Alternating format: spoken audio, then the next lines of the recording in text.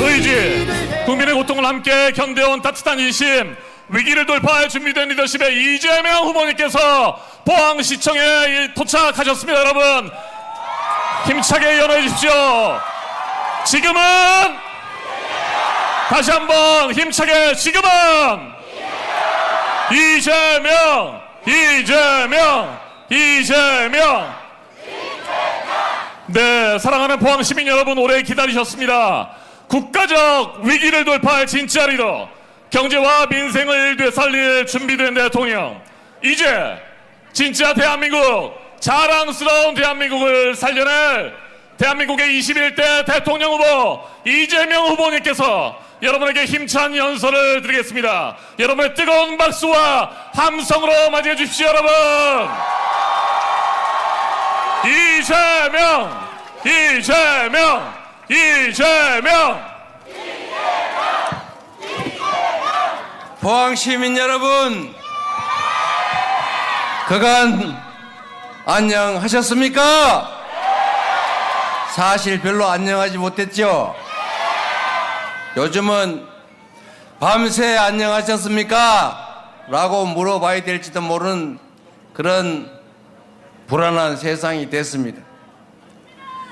그럼에도 불구하고 경북의 아들 더불어민주당의 대통령 후보 이재명 여러분께 인사드리겠습니다.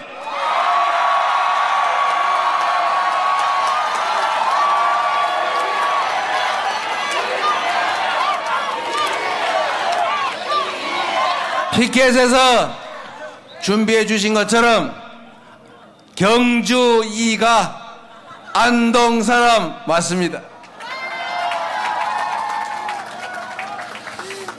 포항의 옛 지명이 영일이었다고 하더군요.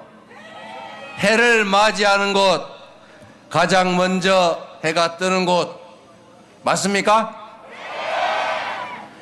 그 이름에 걸맞게 이곳 포항은 대한민국 현대사의 첫 발을 디딘, 대한민국의 산업화의 뿌리를 만든 포항제철이 있던 곳 맞죠? 지금도 중국 때문에 힘들긴 하지만 그래도 우리 포항의 경제를 든든하게 책임지고 있지 않습니까? 힘들긴 하죠, 여러분. 포항제철만큼 우리의 삶도 대한민국의 미래도 힘들긴 하지만 지금까지 여러분이 작년 12월 3일 내란을 이겨냈던 것처럼 그 엄청난 저력으로 이 위기도 이겨내고 희망 있는 새로운 나라, 희망 섞인 미래를 향해 힘껏 함께 나아가야 하지 않겠습니까?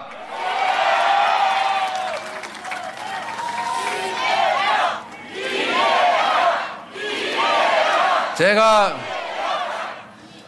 박태준 회장의 묘소를 잠깐 들었습니다. 사실 여러분, 이 대한민국의 정치 현실이 그러한데 꼭 이런 행사가 때가 되면 고민이 막 생겨요. 현충원을 가야 되나 말아야 되나, 가면은 김대중 또 김영삼 두 분 묘역만 가야 되나, 박정희, 누구죠? 그 이승만 초대 대통령 묘역은 가야 되나 말아야 되나, 차라리 가지 말까. 그래서 가끔씩 꾀를 내 가지고 아무도 없는 그냥 대전 현충원으로 가버리자. 그래서 제가 대전 현충원으로 간 일도 있어요. 뭐라고요? 그런데 여러분, 이번에는 제가 다 털고 이승만도 박정희도 김영삼도 김대중도 대한민국 대통령이었고 역사 속 인물들이니 그냥 다 찾아보자. 그래서 다 들러보고 가는 길에 박태준 묘역도 있길래 거기도 들렀다 왔습니다, 여러분.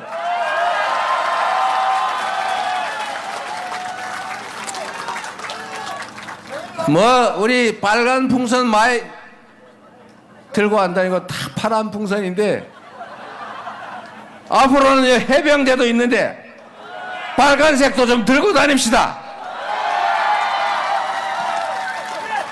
제 신발에도 빨간색 들어있지 않습니까? 치만 잘 잡으면 되지. 뭐 까만 고양이면 어떻고, 하얀 고양이면 어떻고, 얼룩 고양이인들 뭔 상관 있겠습니까? 아니 그렇습니까? 지금 대한민국의 가장 심각한 문제는 먹고 사는 문제 아닙니까? 국민이 배부르고 등 따쓰고 행복하면 됐지, 정치인들끼리 국민의 삶과 아무 관계없는 일로 네가 옳으니 내가 옳으니 네가 하는 거니까 옳든 그르든 무조건 싫어, 이렇게 하면 안 되겠죠? 국민들 중에 일부는 안 믿으시지만 우리는 최소한 그러지 않았는데, 주로 다른 쪽이 그러긴 한데, 그래도 손바닥이 이렇게 해서 소리 안 나고 이렇게 해야 소리 나지 않습니까? 우리의 책임도 저의 책임도 있지요. 우리가 지금보다는 좀 더 유능하고 좀 더 철저했으면, 더 힘이 있었으면 좋았겠지요. 그래서 3년 전 그날에 우리가 지지 않았더라면 이 고통도 혼란도 조금은 적어졌을 거다, 이렇게 생각하면서 그 패배조차도 결국은 이재명과 우리 민주당의 책임이다, 그렇게 생각합니다, 여러분. 그래서 앞으로는 지지 않기 위해서, 후퇴하지 않기 위해서 오로지 국민만을 기준으로 모든 가능한 수단과 정책을 다 찾아서 쓰기로 했습니다.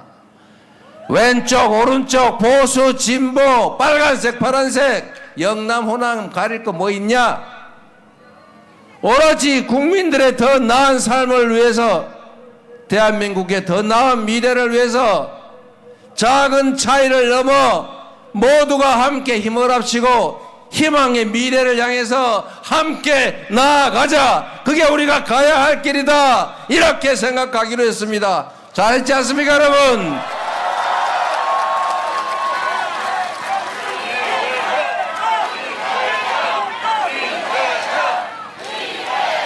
박태준의 정책이든 박정희 정책이든 좋은 건 다 쓰고, 김대중 노무현의 말씀이라도 지금 현실에 부족함이 있으면 바꿔서 써야 되겠죠? 오로지 기준은 우리 국민들의 삶이다. 국민들의 삶에 가장 크게 영향을 미치는 것은 결국 경제다.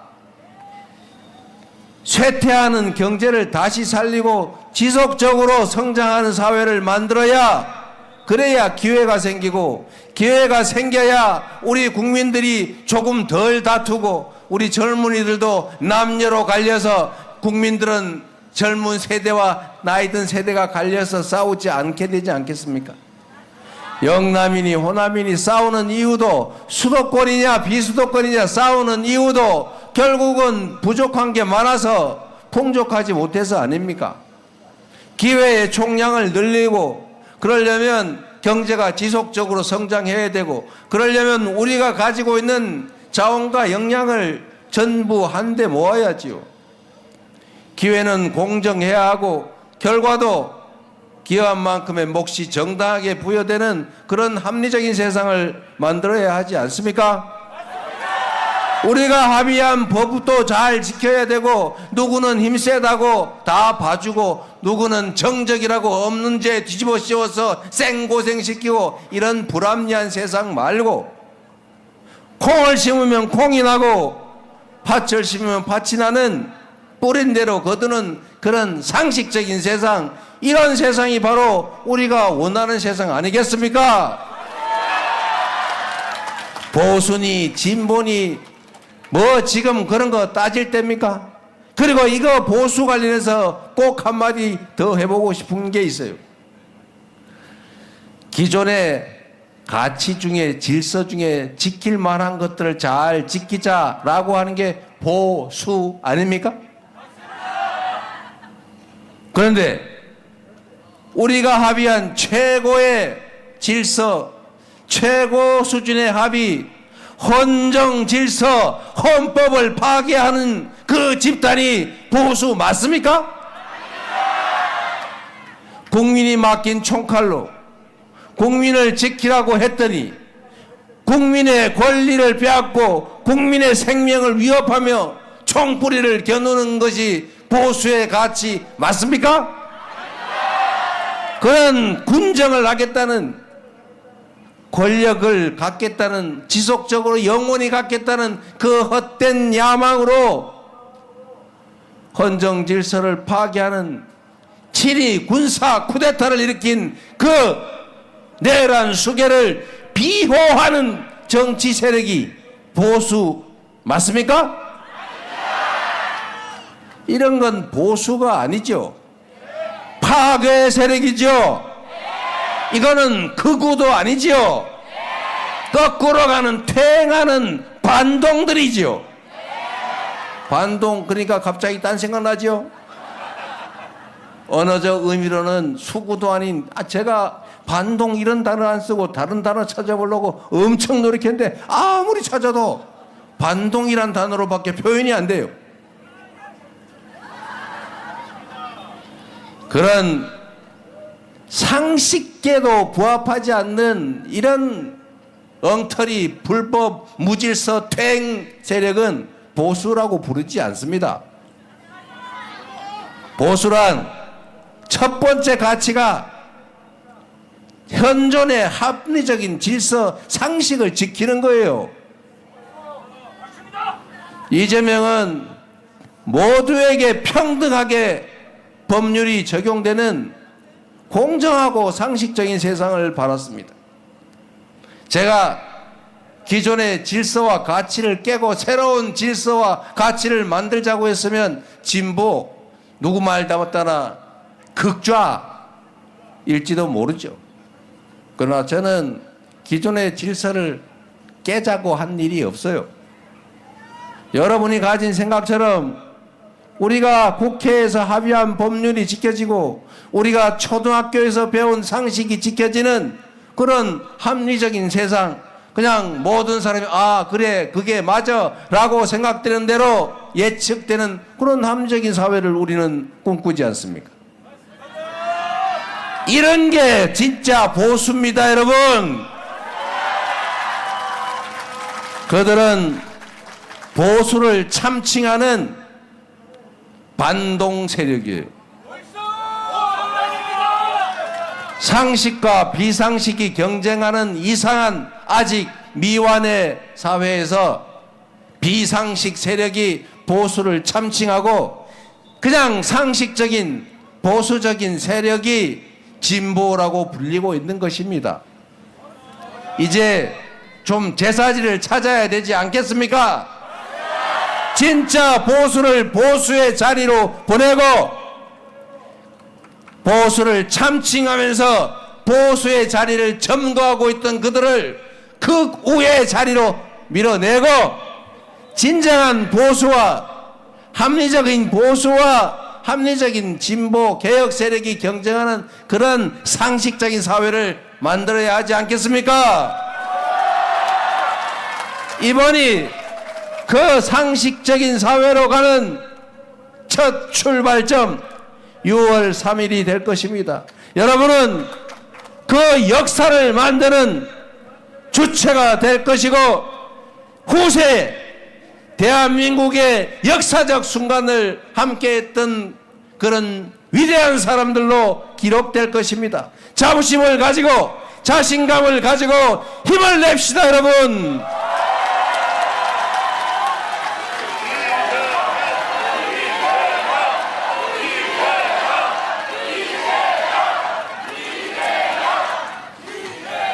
우리는 지금까지 선진국을 추격해서 이 자리까지 왔습니다. 전 세계가 대한민국을 위대한 놀라움으로 바라보고 있습니다. 전 세계 역사에 이렇게 빠른 시간 내 경제적으로 소위 산업화에 성공하고 그리고 민주화에 성공한 나라가 없습니다. 짧든 길든 아예 존재하지 않습니다. 그런데 이 대한민국은 70년 아니죠? 한 60년 될까요? 이 짧은 시간에 산업화와 민주화를 동시에 이룬, 그래서 전 세계로부터 모범적인 민주국가로 경제 선진국으로 거기에 더해서 한류가 춤추는 문화 강국으로 인정받고 있습니다, 여러분.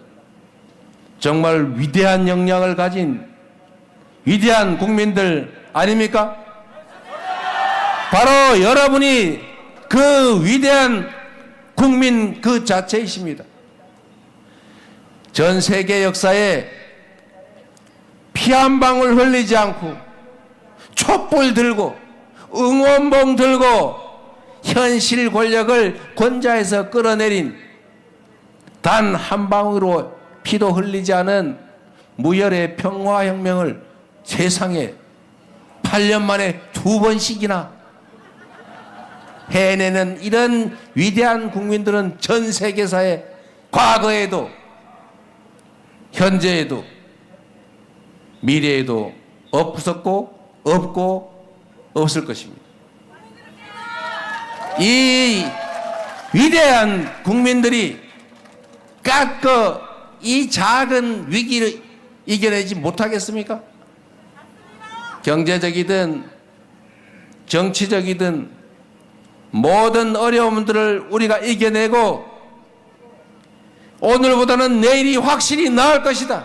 나의 삶보다는 내 자녀들이 더 행복한 삶을 살게 될 것이라고 믿어지는 그런 희망 있는 나라, 출생률도 1.5 정도는 회복하는 그런 정상적인 나라로 반드시 돌아가야 하지 않겠습니까?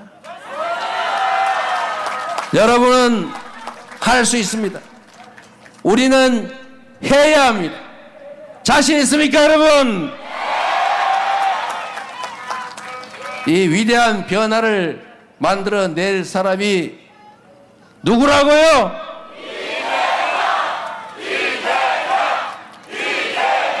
모범 답안이긴 한데 틀렸습니다. 바로 여러분들입니다. 여러분이 여러분의 삶을 위하여 쓸 유용하고도 충직한 도구 일꾼으로 저 이재명을 써주시면 여러분의 삶에 도움이 되는 방향으로 확실하게 나라를 바꿔 보겠습니다, 여러분.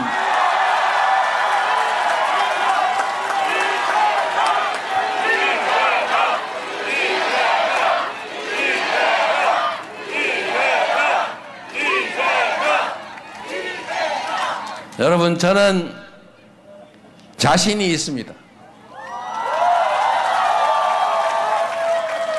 한 사람의 공직자가 얼마나 큰 변화를 만들어낼 수 있는지를 우리는 역사 속에서도 보았습니다.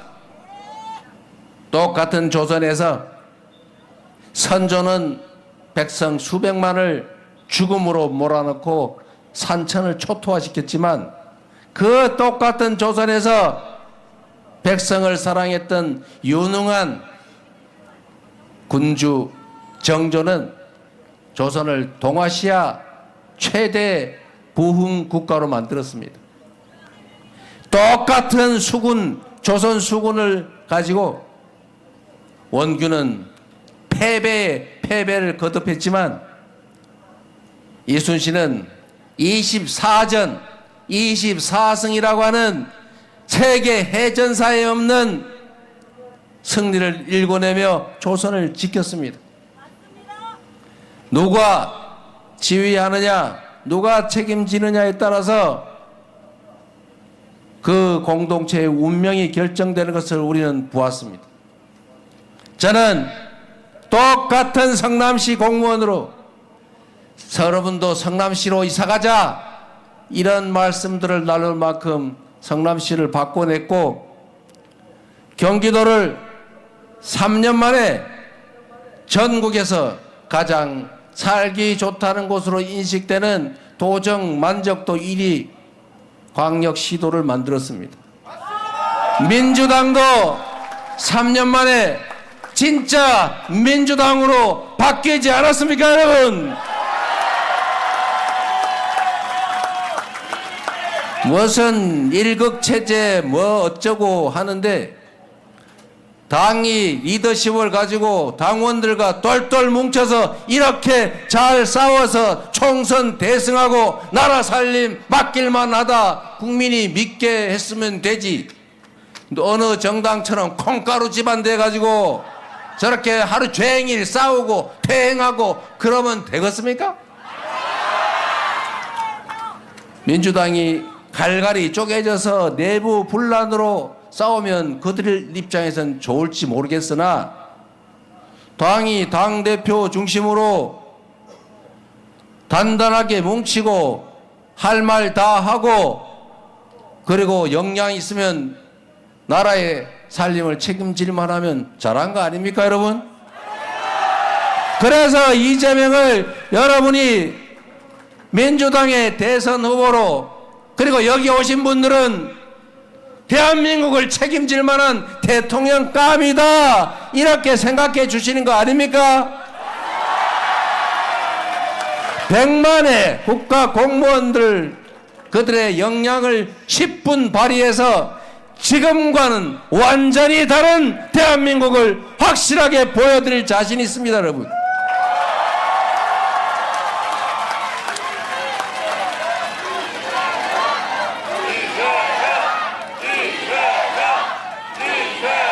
이 중에 혹시 성남 사시다 오신 분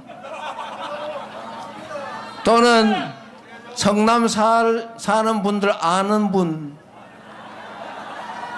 성남 얘기를 들은 분들이 계실 텐데 제가 오늘 마지막 유세라서 그 말씀 한번 드릴까 싶어요. 여러분도 시간 좀 있으시죠?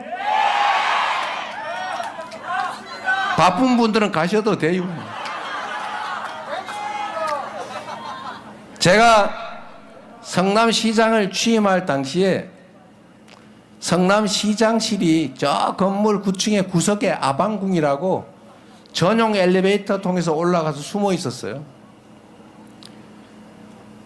그런데 시장이 그런데 숨어 있으면 저는 제가 불편해서 못 살겠더라고요. 그래서 그냥 들어오면 1층 현관 옆에 2층에 아무나 막 올 수 있는 자리에 시장실을 제가 만들어서 열린 시장실이라고 만들었습니다. 그랬더니 제 말 좀 들어보세요. 그랬더니 경찰서장이 저한테 찾아와 가지고 시장님 일로 옮기시면 큰일 납니다. 저 직위 해지됩니다. 잘립니다. 그래요. 그래서 와 왜요? 그랬더니 시장실이 점거를 당하면 당시에는 관할 경찰서장이 직위 해제 당하기로 돼 있었다고 합니다. 그런데 2층에 있으면 마구 점거를 막 들어올 거 아니냐. 지금 봐라, 지금 시장 만나겠다고 맨날 누가 먼저 데모할 거냐고 뽑기 하고 있다. 뽑기 추첨하고 있다. 지금 실제 그랬거든요. 줄 서가지고 집회 신고하려고 경찰서에 줄 서가지고 심지 뽑기 하고 있어요. 2시부터 4시는 누구, 4시부터 6시까지 누구, 11시부터 1시까지 누구, 이거 하고 있어요. 너무 집회가 많으니까 못 살겠다 그래요. 민원이 얼마나 많은지. 그래서 제가 걱정하지 마라. 근데 절대 점거 안 나간다. 가르쳐 줬어요. 그럼 어떻게 점거를 안 나갑니까? 그래서 아니 사람들이 오면 키 주고 그냥 계시라고 하면 점거 아니지 않냐? 그래서 내가 절대 점거 안 나갈 테니 걱정하지 마라. 그래서 약속을 했어요. 당연히 제가 취임하고 나니까 막 그 1층에 막 때로 몰려올 거 아닙니까? 막 수시로. 제가 문을 열어놓고 아무나 와서 인증샷 하세요. 그래가지고 성남시장실 와서 인증샷 하고 가신 분 많죠? 이 중에 그 내 책상에 앉아가지고 다리 올리고 사진 찍은 학원 강사가 있었는데 그 사람이 조폭이라고 어디 언론에서 마구 보도해서 이재명 조폭설의 증거 아닙니까 그게? 알고 보니까 학원 선생이었어요. 그런데 여하튼 그렇게 열어놓으니 막 쳐들어왔죠. 첫 번째 팀이 밀고 들어왔어요. 막 와가지고 자기들 집에 안 가겠대요. 그러세요? 그래서 제가 6시에 퇴근하면서 키를 주고 문은 혹시 가시면 꼭 잠그고 가세요. 그리고 맡기고 제가 일체 관여하지 말고 다 퇴근해라. 공무원들도 뭐 훔쳐갈 것도 없는데 뭐 CCTV 다 있는데 뭐 상관 있냐. 그래서 두고 갔어요. 좀 미안하지만 손님을. 밤 10시 되니까 집에 가셨더군요. 그리고 제가 다음에 또 오라 그래서 그분들하고 몇 시간을 얘기를 했어요. 얘기를 했더니 그런 집단이 한두 개였겠어요. 맨날 데모했는데 제 경험으로 그때 보통 평균적으로 한 3시간, 길면 3시간, 보통 2시간 이렇게 얘기 듣고 토론하고 관계 공무원들 다 불러다가 이거 묻고 저거 묻고 이건 되냐 이거 안 되냐 막 검토 다 해가지고 거의 대부분은 안 되는 거예요. 근데 그 중에 되는 게 있어요. 되는 건 되는 대로 처리해 드리고 안 되는 건 이래서 안 됩니다. 그래서 자기들은 된대 우겨. 그러면 변호사 법률가들한테 물어가지고 진짜 되면 해드릴 테니까 다시 오세요. 뭐가 물어보고 결국은 다 이렇게 대화를 하고 나서 나중에 거의 대부분은 저한테 울면서 고맙다고 박수 치고 왔어요. 그래서 성남시가 한 몇 달 지나니까 조용해졌어요. 쳐들어오는 사람이 없어요. 왜 쳐들어오냐? 그냥 메일로 써라. 제가 그랬어요. 100명이 꽹가리를 치면서 쳐들어오는 거나 한 명이 메일로 쓰는 거나 똑같이 취급한다. 그냥 말로 해도 되는 거 주목을 하면 오히려 불이익 주겠다. 시끄러우니까. 그래서 제가 실제로 똑같이 취급해 줬어요. 메일로 들어오는 것도 다 제가 검토해가지고 관계 부서에 다 주고 다 검토해서 보고받았어요. 대개는 그 사람들의 입장은 그런 겁니다. 안 되면 안 된다고 얘기를 해주지. 이 정치한다는 인간들이 될 것처럼 얘기하는 바람에 조금만 밀면 될 것 같이 검토해 봅시다. 적극 검토할게요. 함께 노력합시다. 이래가지고 자기가 되는 줄 알고 속아서 몇 년 동안 머리띠 메고 회사 휴가 내고 몰려다녔다는 거예요. 너무 억울하다고. 미리 얘기를 해주지. 그래서 그 민원들은 다 사라지고 그래서 시장 2층에 우리가 들어와서 인증샷 하세요. 앞내문 붙여놔도 아무 문제가 없이 제가 8년을 재임했습니다. 얘기를 들으면 되죠. 그리고 제가 이렇게 공무원들한테 얘기했어요. 공무원 여러분, 여러분의 1시간은 100만 시간의 가치가 있는 것입니다. 100만 시민의 일을 대신한 공직자이기 때문에 여러분이 하는 일은 100만 명이 이해관계를 가집니다. 가장이 하는 일은 그 가족에게 영향을 미치고 사장이 하는 일은 그 회사에 영향을 미치고 시장이 하는 일, 시장이 할 일을 대신하는 공무원이 하는 일은 100만 명 성남 시민에게 영향을 미치니 당신들은 100만 배의 가치 있는 삶을 사는 대단한 사람입니다. 당신들이 귀찮아가지고 누군가의 민원을 내몰라라 하면 그게 10명에 관한 것이든 1명에 관한 것이든 10,000명에 관한 것이든 그 일 하나하나가 그 사람들한테는 목숨이 달리거나 인생이 달리거나 회사의 흥망이 달린 일이다. 당신들은 그냥 민원 서류 한 쪼가리에 불과하지만 그 사람들은 모든 게 달린 일이니 당신들의 위치를 귀히 여기고 책임을 져라. 제가 이렇게 얘기를 볼 때마다 했어요. 볼 때마다. 그리고 제가 취임할 때 성남시 공무원들한테 이렇게 얘기했습니다. 성남시 공무원들이 그때 여러분 아시겠지만 이대땡이라고 그런 영화배우 출신의 시장님이 계셨는데 자주간에 뭐 돈을 이렇게 많이 안전하게 빨리 주는 사람 순으로 승진을 시켰대요. 그러니 일을 할 리가 없지 않습니까? 제가 첫 간부회의를 해가지고 과장들하고 눈을 맞춰보니까 다 내 눈을 못 맞춰요. 사표 갖다 주는 사람도 있어요. 왜냐하면 사표 내기 전에 입건되면은 연금이 날아가거든요. 그리고 퇴직하면 수사를 잘 안 하니까. 제가 공무원들한테 그래서 그랬습니다. 당신들은 앙샹 레짐의 피해자다. 구체제의 피해자다. 승진을 돈 안전하게 빨리 주는 손으로 해줬으니 다 그것만 신경 쓰지. 일해도 소용없고 일하면 감사만 받는데 뭘로 일하냐. 당신들 잘못이 아니다. 이번 내가 취임하는 전날까지 벌어진 일은 특별히 문제가 생기면 모르되 내가 특별히 일부러 문제 삼지는 않는다. 검찰에 가가지고 협조하고 다 얘기해라. 제가 당시에 변 땡땡 검사장이라고 사법연수원 동기가 왔길래 제가 그랬어요. 공무원들 불쌍한 사람들이다. 피해자다. 그러니까 돈 받은 사람만 처벌하고 돈 준 사람은 처벌하지 말자. 그래서 공무원들 중에 돈 준 사람은 그냥 놔두고 받은 사람만 알선수재로 해가지고 다 처벌하고 그냥 접었어요. 근데 그 공무원 중에 한 명이 신문에 나는 바람에 할 수 없이 잘랐어요. 시민들이 볼 때 아니 무슨 뇌물을 주고 승진을 했다는데 놔두면 되겠습니까? 그리고 공무원들한테 당신들은 지금은 성남 시민들한테 아이고 니네 아버지 뭐 하시노? 그러면 당신의 아들 딸들이 몰라요.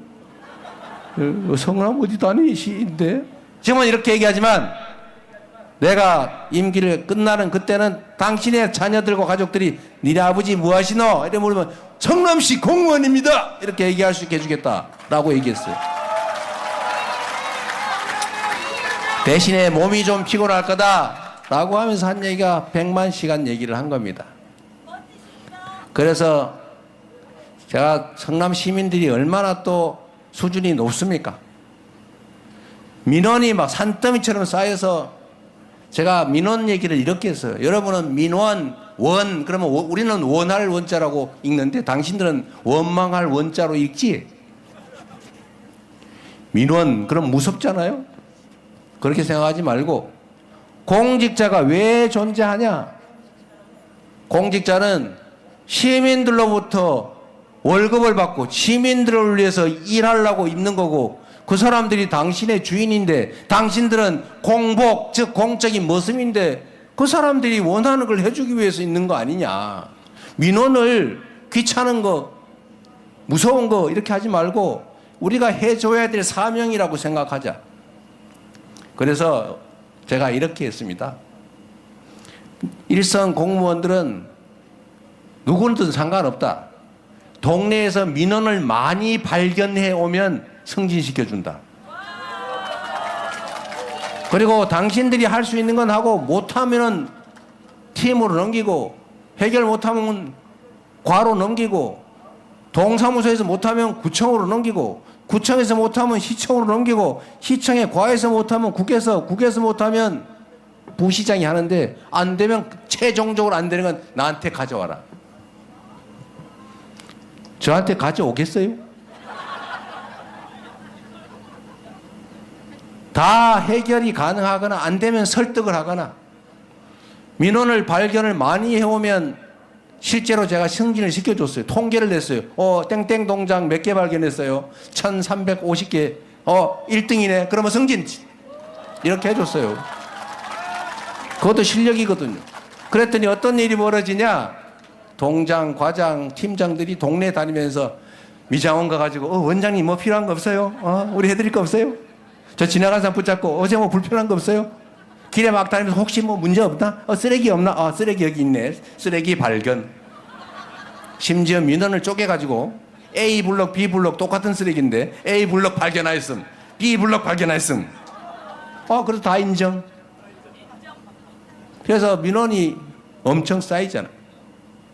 그리고 제가 1년에 한 번씩 동순실을 하는데, 원래 동순실을 하면은 여기도 다 그런 분들 많을 거예요. 무슨 회장 이런 분들 한 4, 50명 모아가지고 우아하게 차 한잔 마시면서 신년 우리 잘 살아보세 이러면서 악수하고 헤어지고 그러죠. 그거 뭘로 하냐 내가 그랬어요. 오고 싶은 사람 다 오라 그래라. 제가 체육관 강당 큰 교실 이런 거 빌려가지고 현수막 동네 며칠 몇 시에 시장 가니까 시장한테 말하고 싶은 사람 보고 싶은 사람 다 오라고 써붙였어요. 그래가지고 하면 보통 300에서 500명, 많게는 막 700명 이렇게 와요. 뭐 바글바글바글해요.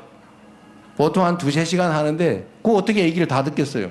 얘기하고 싶은 사람 하는데 못한 분들은 다 종이를 한 장씩 나눠주고 하고 싶은 얘기를 쓰는데 멋있게 안 써도 된다. 그냥 키워드만 쓰든지 그냥 이름만 써놓고 하면 전화해서 이게 무슨 내용입니까? 물어서 해줄 테니까 다 쓰라고 종이를 다 나눠줬어요. 그리고 이름 가짜로 써도 되고 전화번호만 써도 되고 그러니까 욕도 써도 된다. 다 나눠줬어요. 얼마나 신났겠어요. 제가 첫 해 동순실을 냈는데 그렇게 모인 민원 서류가 한 이만큼 됐어요. 한 이만한 채가 3건 되더라고요. 두 번째 해 확 줄죠. 세 번째 줄고 네 번째. 제가 퇴임하던 마지막 해에는 50몇 개 동을 돌아서 다 종이로 받았는데 요만해졌어요. 공무원들이 다니면서 맨날 뭐 필요한 거 없으세요? 혹시 동네에 뭐 문제되는 거 없나? 보도블럭 깨졌네. 제가 보도블럭 깨져도 보도블럭 교체 예산을 안 주거든요. 그러면 어떻게 해요? 고기만 파내가지고 보도블럭 한 개 탁 꽂으면 되죠. 성남시에 가면 보도블럭 색깔이 다른 게 가끔 있습니다. 낡은 보도블럭 위에 새 보도블럭을 꽂아서 그렇죠. 불편합니까? 이래서 성남시의 민원이 사라지는 바람에 사실은 성남 시민들이 이재명의 복지정책에서 뭐 엄청난 혜택을 받았겠습니까? 기껏해야 제가 새롭게 했다는 복지 예산들 해봐야 몇백억 안 돼요. 한 300~400억 될라나? 2~3조 예산 중에서 교복, 그 성남시 중학교, 고등학교 입학생 10,000명, 출생 산후 조리비 한 10,000명 50만 원 해봐야 50억이죠. 청년배당 100만 원씩 분기별로 25만 원씩 주는데 10,000명 100억. 여러분, 성남시의 가로등, 이런 가로등 유지 보수 예산만 300 몇십억입니다. 제가 어느 날 이 가로등 담당하는 과장들 다 불러 모아가지고 가로등 보수 예산은 경직성 경비라 깎을 수가 없는 거잖아요. 상식적으로 보면. 제가 조금 이상해가지고 25%인가를 일률적으로 싹싹 까버렸어요. 그냥 견뎌봐라. 견뎌보고 도저히 부족하면 가을에 추경 편성해 줄 테니까 그때 신청하세요. 대신에 잘 관리를 해봐 주세요. 25%를 370억에 20몇 %를 깎았으니까 한 7~80억 되죠. 그런데 말입니다. 희한한 일이 벌어졌어요. 성남시 가로등들이 이재명 시장이 무서워가지고 고장이 안 나는 거예요. 25% 깎았는데도 아무 문제가 없어요. 그래서 그냥 그다음부터는 계속 깎인 그 예산에 물가 상승률 정도를 더해서 계속 지금도 그 기반으로 하고 있을 겁니다.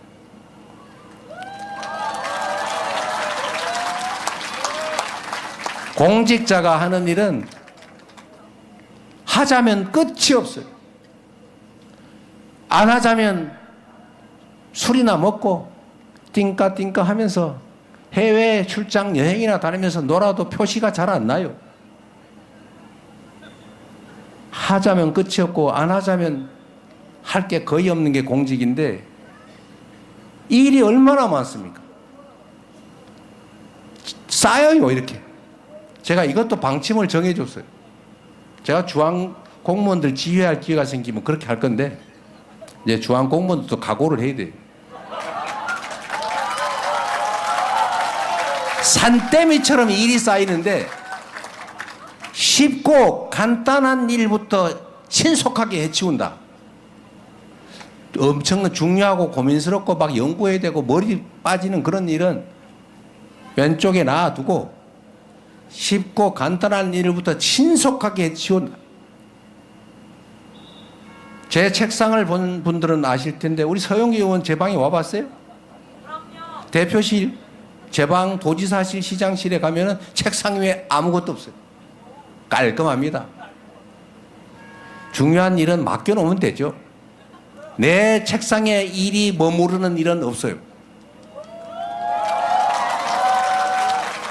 그래서 실적이라고 하는 게 생기는 겁니다. 공적인 일이라고 하는 거는 작은 일을 많이 하면 성과가 쌓여요. 크고 거대한 일을 한 방에 화끈하게 해치우는 일, 그런 거 잘 없어요. 그런 좋은 일 있으면 누가 했겠지. 놔뒀겠어요? 나 같은 사람 하라고? 일은 그런 거죠. 작은 일을 많이 하는 겁니다. 콩알 한 개 한 개 줍듯이 주워 모아서 열심히 주워 모으면 한가마 되는 거예요. 태클을 모아서 태산을 만드는 거죠. 100만 명이 10명에게 혜택되는 일을 한다면 1000만 개의 일을 하는 거예요. 그게 공직이죠. 박수 좀 크게 쳐주세요.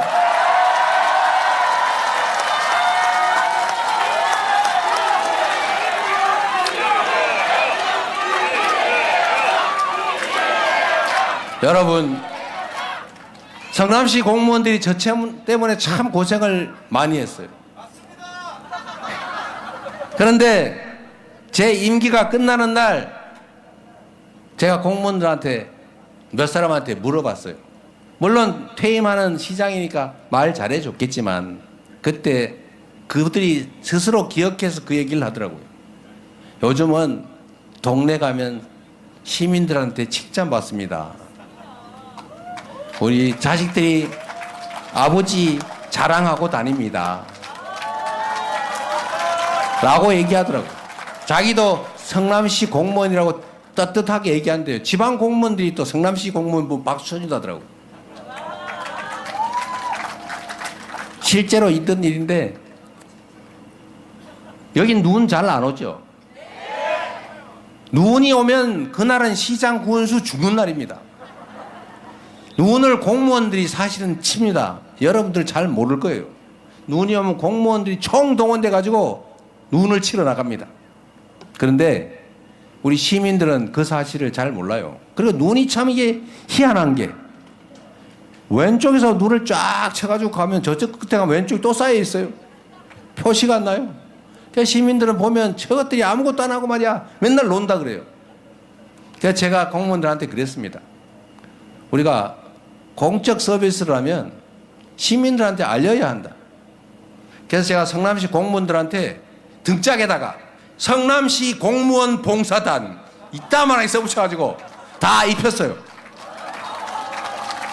다 입혀가지고 눈 내리는 날 새벽 5시부터 6시부터 눈을 치러 나가거든요. 그 눈 치러 나가가지고 그냥 치지 말고 열심히 치면서 사진 찍어가지고 트위터에 올려라.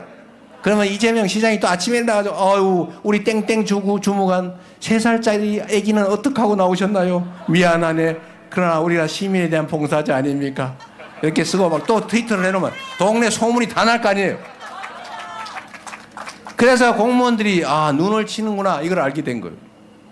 그러니까 눈 오면 시민들이 공무원들한테 미안해가지고 아침에 출근하면서 커피 타서 주고 가요. 저녁 때 퇴근하는 길에 동사무소에서 자기 그 컵 찾아가지고 갑니다. 그러니까 이 공무원들이 또 신이 나가지고 우리는 보통 큰 도로만 대로만 치는데 이면 도로를 친단 말이에요. 그래서 칭찬을 막 받으니까 이 사람들이 어느 날 인도를 치고 있더라고요. 인도에 눈을 막 치는 거예요. 막 시민들이 칭찬을 하니까 신이 나가지고. 그 시민들 중에도 자원봉사 하시는 분 뽑아가지고 아침부터 하면 막 시민들이 칭찬해주고 좋잖아요. 보람있고. 그래서 제가 역시 공무원들 잘하는구나 그러면서 우리 성남시 훌륭한 공무원들 칭찬해 주세요. 그리고 트위터하고 동네가 방네 자랑하고 그랬더니 이 사람들이 어느 날 보니까 인도에 얼음을 깨고 있는 거예요. 왜 사람들이 눈을 딱 밟으면 구다가 얼잖아요. 그거 쓸다가 안 되면 그거를 깨고 있더라고. 그래서 제가 그건 금지시켰습니다. 과유불급. 너무 많이 하면 너무 많은 걸 기대하게 된다. 그리고 그것까지만 하자. 그래서 제가 얼음 깨는 걸 제가 금지를 시켰어요. 못함 하면 혼냄. 즐겁게 우리가 시정을 했습니다. 제 인생에서 가장 행복했던 시간은 성남시장을 할 때예요. 성남시 공무원들이 저 때문에 고생을 많이 했는데 제가 경기도지사를 할 때는 시간이 3년밖에 못 해가지고 하고 싶은 일을 충분히 못했습니다. 갑자기 불려 나오는 바람에. 그런데 진짜로 미안한 거는 제가 했던 모든 혁신적인 조치, 그것 때문에 성남시 공무원들이 5번, 10번씩 경찰, 검찰에 불려다니면서 혹독한 조사를 받은 겁니다. 청소회사 용역을 청소 노동자들한테 준 거, 그건 몇 년 동안 몇 번을 수사했어요.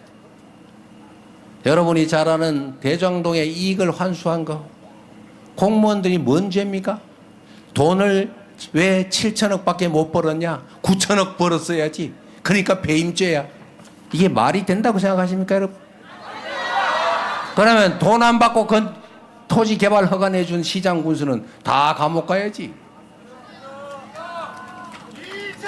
어디는 허가 내주면서 시 산하기관들이 무슨 계약했다고 제3자 뇌물로 걸더니 어디는 야 그거 민간업체에서 허가 내주면 200억 준다는데 왜 안 받았냐. 그러니까 배임이다. 돈 받으면 제3자 뇌물, 안 받으면 배임. 어쩌라는 거예요. 이걸 한다면서 공무원들을 수원지검에서 불러, 성남지청에서 불러, 서울지검에서 불러, 경기경찰청이 불러, 성남중부경찰서가 불러, 성남분당경찰서가 불러, 부르고 또 부르고 부르고 또 부르고 10번씩 불러가지고 이 사람들이 지금은 앞으로 절대 일을 안 하기로 아주 다짐을 했다고 해요. 이런 미친 짓이 어디 있습니까, 여러분? 지금 대한민국 공무원들은 일하지 않아요. 옛날엔 여러분 복지부동이라 그랬잖아요. 요즘은 낙지부동이라고 쫙 붙어서 안 떨어져요. 이렇게 만들면 나라가 어떻게 되겠습니까? 정적을 괴롭히기 위해서, 전임 정부를 괴롭히기 위해서 온갖 걸 다 수사를 해가지고 지금 전 세계 기후위기 때문에 재생에너지 부족으로 큰일 아닙니까? 재생에너지로 생산하지 않는 물건은 사지 않는다가 세계적인 표준이 돼가고 있는데 대한민국은 태양광 산업 수사한다고 온 동네를 들쑤셔가지고 국내에 진출한 해외 태양광 기업들도 다 철수해버렸어요. 전 세계가 태양광 발전 재생에너지 비중이 전체 에너지의 30%, 60%, 70% 이런데 대한민국은 이제 겨우 9%예요. 삼성전자 혼자 쓰기도 부족할 만큼의 재생에너지 앞으로 더 늘릴 가망도 없어서 이제는 국내 글로벌 기업들이 생산기지를 해외로 옮기고 있습니다. 여러분, 이 나라 어떡할 거예요? 앞으로 일자리 어떻게 될 것 같습니까? 앞으로 대한민국의 산업경제 어떻게 되겠어요? 이제 공무원들이 일하고 이 편 내 편 가리지 말고 정말 국민들의 먹고 사는 문제를 해결하기 위해서 온 힘을 다 합쳐야 될 때입니다. 정치가 뭡니까, 여러분? 정치가 국민들 괴롭히라고, 국민들 지배하라고 있는 겁니까? 대통령이 왕입니까? 대통령이 통치자입니까, 여러분? 그냥 대한민국 공복, 국민의 모습 중에 제일 책임이 큰 대장 공복, 대장 모습, 옛날 말로 하면 마름, 이게 대통령 아닙니까, 여러분? 마름의 최대 덕목은 주인에게 충성하는 것입니다. 대통령의 최대 덕목은 국민을 존중하고 국민을 더 잘 살게 하는 것이고 국가를 안전하게 평화롭게 유지 발전시키는 것입니다. 준비된 유용한 국민의 일꾼, 준비된 대통령 누굽니까 여러분? 이재명, 이재명, 이재명. 그렇게 생각해 주시니 진심으로 고맙습니다. 여러분 힘들지요? 절망스럽기도 하지만 말씀드린 것처럼 무혈의 평화혁명을 2번씩이나 해낸 위대한 대한 국민들 아닙니까? 그런 난관들도 다 이겨왔고 기득권자들이 만든 이 역사적인 모든 위기들도 결국 백성의 힘으로 국민의 힘으로 이겨왔습니다. 앞으로 우리가 맞이하게 될 그리고 현재 맞이하고 있는 이 곤경과 위기도 우리의 단합된 힘으로 이겨내고 더 새로운 나라, 희망 섞인 나라 만들 수 있지 않습니까? 함께 갑시다 여러분. 이재명, 이재명, 이재명. 할 일이 많은 시대입니다. 한반도 평화도 다시 구축해야 하고 망가져버린 외교도 다시 챙겨야 하고 피폐해진 민생도 다시 일으켜야 하고 마이너스 성장까지 빠져버린 경제도 다시 살려야 합니다. 이게 우리 지금 해야 될 일입니다. 그렇기 때문에 지금은 이재명 아니겠습니까? 감사합니다. 이재명입니다. 우리의 멋지고 자랑스러운 대통령 후보 이재명 후보님이십니다, 여러분. 성남시를 바꾸고 경기도를 바꾼 것처럼 우리 포항시를 바꾸고 대한민국을 바꿀 위대한 대통령 후보 이재명 후보입니다, 여러분. 힘차게 외쳐주시기 바랍니다. 이재명 후보입니다. 이재명, 이재명, 이재명, 이재명, 이재명, 이재명 후보입니다, 여러분. 행복한 대한민국 2% 물가 관리로 우리의 삶을 지켜줘 3% 경제 성장 여러분 다 함께 외쳐주시기 바랍니다. 이재명, 이재명, 이재명, 이재명, 이재명, 이재명 후보입니다. 여러분 이제 이재명 후보는 다시 국민 속으로 출발합니다. 국민이 이깁니다.